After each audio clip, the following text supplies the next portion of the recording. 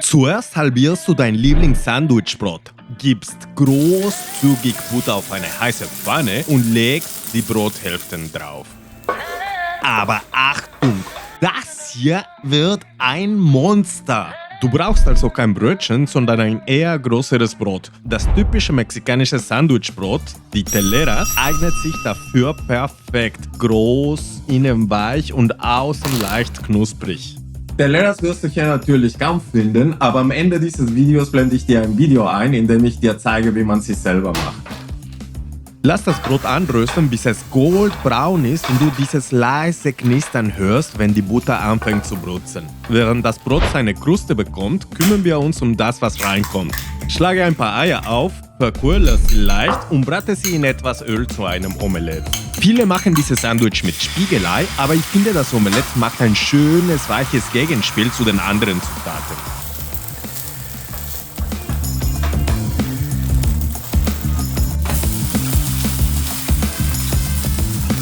Übrigens, wenn du dich fragst, warum dieses Monster-Sandwich Torta Cubana heißt, der Name bezieht sich auf die Straße, in der es entstanden ist, die República de Cuba im Zentrum von Mexiko-Stadt, also nicht auf das Land selbst. Jetzt kommt die Wurstabteilung. Auf einer anderen Pfanne brate ich schnell ein paar Bratwürste in Scheiben geschnitten. Wenn du hier eine Wurst willst, die so ähnlich ist wie die man in Mexiko nimmt, nimm Frankfurter oder Wiener Würstchen. Ansonsten einfach das, worauf du Bock hast. Sobald das Omelett außen leicht gebräunt ist und innen noch cremig, stellen wir es beiseite und machen Platz für das Schnitzel. Eine gute Torta Cubana braucht Milanesa de Res, also Rinderschnitzel. Nun sollten aber auch die Wurstscheiben Farbe bekommen haben. Stelle die auch zur Seite und danach kommt Pierna de Cerdo, Schweinefleisch aus der Keule. Ich habe hier einfach ein paar Schweinesteaks aus der Keule mariniert und flach geklopft. Aber wenn du sehen möchtest, wie man das Fleisch in Mexiko marinieren würde, schreib mir in die Kommentare.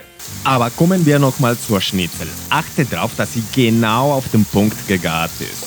Außen goldbraun, innen zart. Diese knusprige Schicht bringt später ein schönes Gegenspiel zum weichen Omelett. Dieses Sandwich muss so richtig fleischig sein. Es spricht also nichts dagegen, noch Chorizo oder al Pastor mariniertes Fleisch auf der Pfanne zu hauen, wenn du Bock drauf hast. Wenn das Fleisch fertig ist, nimm es raus und leg es auch kurz beiseite.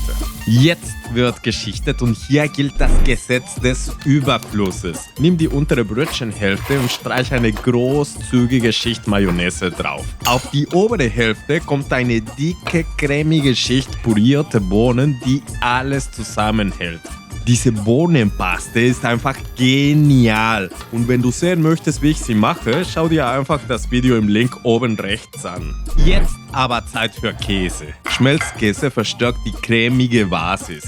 Einfach auf der Bohnenpaste der anderen Brothälfte. In Mexiko könnte man sich das ohne Oaxaca oder Panela-Käse nicht vorstellen, aber hier musst du etwas improvisieren. Fasseriger Käse wie Scamorza oder Mozzarella, die beim Schmelzen diese endlosen Käsefaden zieht, ist perfekt.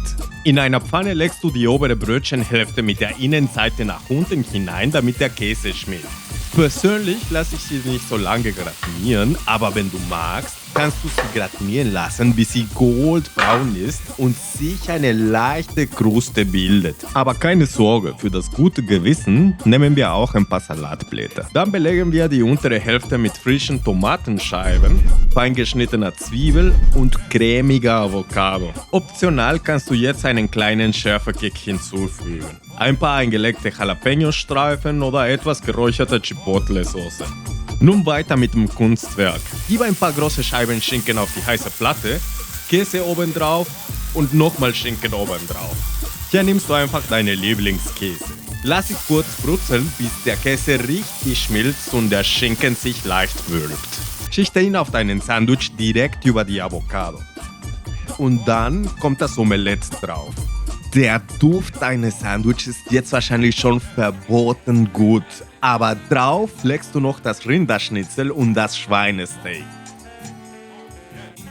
Die nächste Schicht sind die Bratwurstscheiben. Versuche einfach, sie so stabil wie möglich auf dem Schweinesteak zu stapeln. Dann setz beide Hälften zusammen, drück sie leicht an und schneide in der Mitte durch. Wenn du das Messer ansetzt, hörst du das Knacken der Kruste und dann siehst du genau, was für ein Monster du erschaffen hast. Dieses Sandwich soll kein Snack sein, sondern ein Festmahl. Pure Zufriedenheit zwischen zwei Brothälften.